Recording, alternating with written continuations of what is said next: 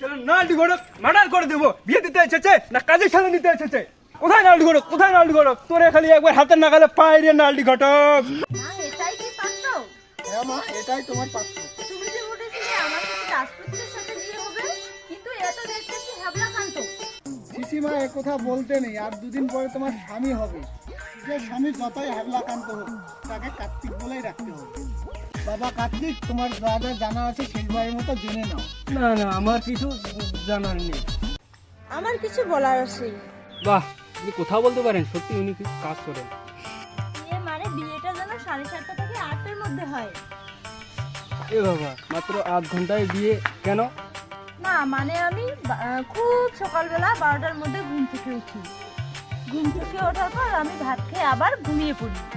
তারপর বিকেলবেলা ঘুম থেকে উঠে 6টা থেকে 10টা পর্যন্ত টানা আমি টিভি দেখি। পর ভাত খেয়ে আমি আবার ঘুমিয়ে পড়ি। কিন্তু 7:30 থেকে 8টা পর্যন্ত যে সিরিয়ালটি চলতেছে, কিন্তু ওই সিরিয়ালটি ঠিক জমছে না। তাই ওই সময়ের মধ্যে যদি বিয়েটা সেরে নেই, তাহলে সময়টা নষ্ট হচ্ছে না। সত্যি কি সময় জ্ঞান না। তাহলে আমি এবার উঠি। সত্যি বাবা, এখন কেন উঠবে? সব কিছু জেনে নাও। শেষের জিনিস কাজ করছে না বলে বার্গেনিং করুন।